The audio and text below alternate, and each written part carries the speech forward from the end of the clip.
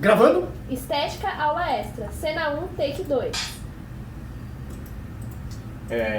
Olá, com R, pessoal, tudo bem? Meu nome é Saulo Milete, você já sabe disso, na verdade, porque o diretor acabou de falar do meu fone que essa é uma aula extra. Ou seja, se você está vendo isso é porque você já assistiu a aula de estética. Eu gostaria nesse momento de falar para vocês que essa aula extra será sobre tal coisa, mas eu não tenho essa resposta ainda, porque ela, na verdade, é sobre muitas coisas. São pensamentos aleatórios que se amarram dentro de um conceito que pode ser chamado, eu acho, de um conteúdo extra, um curso de estética. Em parte é uma crítica, em parte é um exercício para a gente pensar em algumas coisas.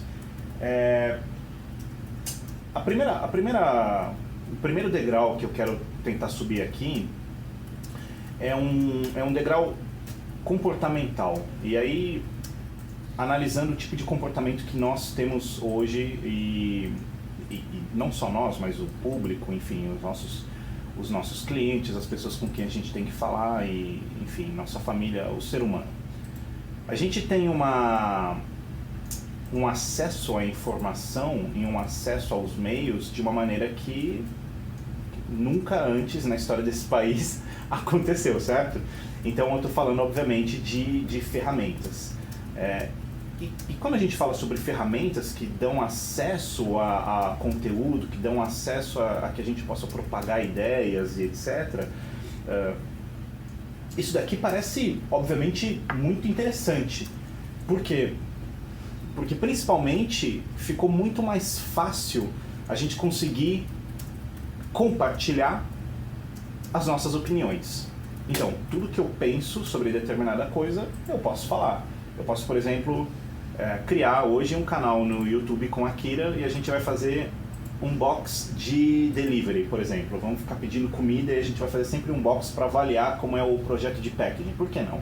A gente pode dar a nossa opinião para o mundo. E a gente pode dar a nossa opinião para o mundo, óbvio que não só em YouTube, mas a gente pode dar em uma lista gigante de plataformas. Eu posso fazer isso no Twitter, etc., no Instagram, em todas as plataformas que a gente não só conhece, mas usa diariamente.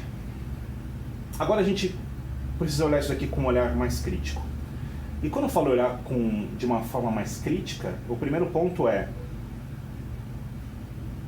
a gente tem a falsa impressão, eu chamo de falsa sem medo de ser feliz, de que isso maximiza a quantidade de aprendizado, de conteúdo e de informação que a gente recebe.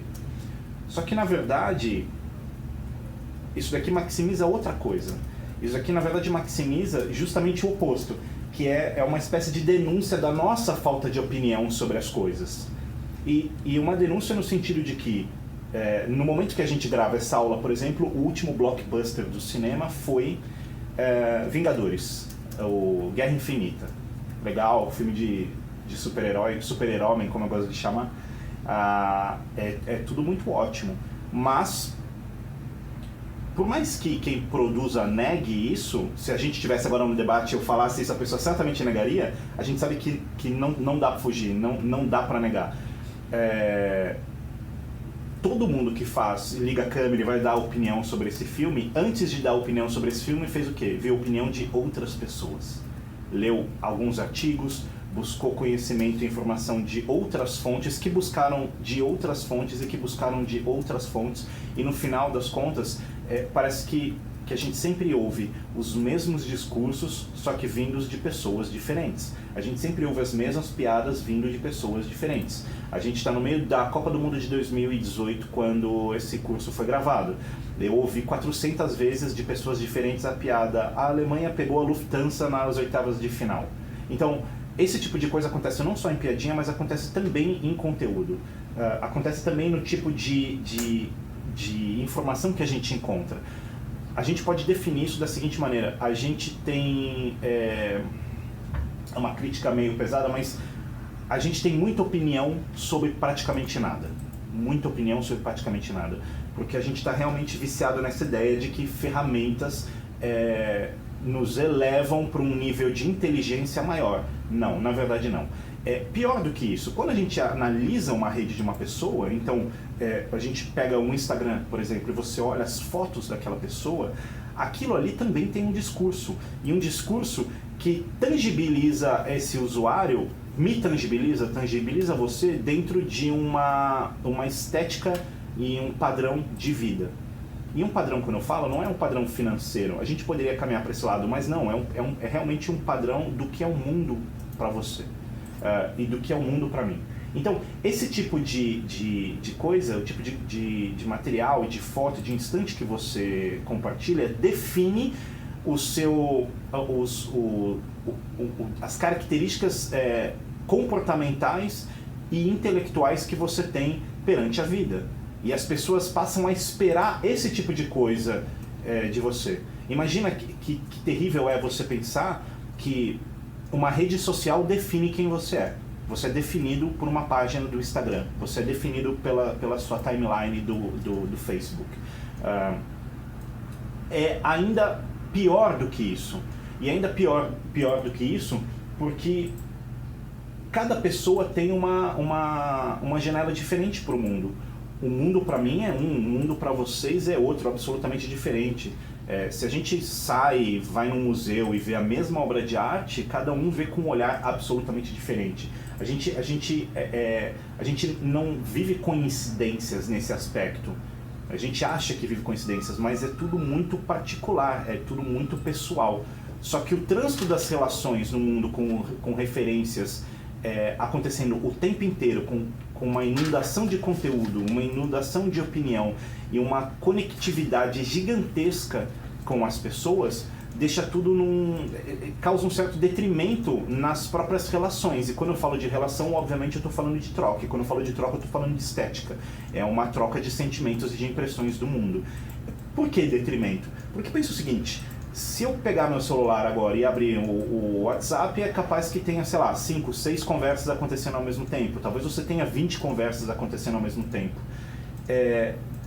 Essa dinâmica que a gente vive realmente deixa o trânsito dessa relação muito insípida. Por quê? Porque no momento que você tiver que conversar com uma única pessoa sentado num parque, é um diálogo que pode ser o mais chato do mundo. Você não está acostumado com isso, você está acostumado a dirigir a 200 por hora. E quando algo muito mais pontual exige de você uma profundidade maior, não só na dedicação, mas na profundidade dos assuntos, você morre afogado, você não consegue nadar e isso não dá certo. É um pouco pior. E eu só estou piorando esse papo, obviamente. A gente vive sob perspectivas diferentes da vida. Como eu disse, o mundo, para cada pessoa, é um mundo diferente. No entanto, onde é que a gente conecta essa ideia com a ideia de que tem muita opinião e a gente faz parte desses discursos estéticos de opinião e etc. e acontecendo repetidas vezes? É o que eu chamo de sommelier da vida. O mundo é impregnado de sommelier da vida, de gente ditando verdade. Então, o tempo inteiro tem gente te falando: olha, é assim que se faz, é assim que esses daqui são as 5 formas que você vai conseguir criar um logo de maneira adequada, essas daqui são as 10 maneiras que você não vai fazer x coisa, etc, etc, etc. Você passa a seguir a orientação de pessoas que são credenciadas, em parte por elas e em parte por quem acredita nelas, como formadores de opinião. E essas pessoas realmente passam a entregar algo perigoso pronto. E o que é? Elas passam a entregar pensamento pronto. Você não precisa mais pensar, tem alguém pensando e te entregando e te falando assim: olha, essas são as 35 regras que você precisa seguir para dar tudo certo. Esses aqui são os 10 mandamentos para você não ir para o inferno. É só você seguir aqui direitinho, vai dar tudo certo. E esse daqui não é um papo sobre religião, embora a gente saiba que também há um aspecto estético gigantesco na religião. Veja pela arte. O ponto de caos, eu acho que dessa ideia, tá no fato da gente pensar que são muitas áreas com muitas pessoas com opiniões diferentes, mas o que eu chamo de sommelier da vida, as pessoas que estão tentando ditar as regras, eles acabam desenvolvendo uma visão que é deles particular do mundo, já que, como eu disse, cada um tem a sua, e eles definem aquela como a correta, o caminho certo. Então vá por aqui que vai dar tudo certo. E aí a gente tem que olhar para a questão, obviamente, chegar cada vez mais perto da nossa área, que é pensar em comunicação, pensar em tudo mais. A gente chega lá, mas antes de chegar lá, a gente precisa falar sobre algo ainda mais profundo nesse tipo de pensamento, nesse tipo de prisão que a gente vive intelectual. E eu continuo falando nisso no próximo clipe.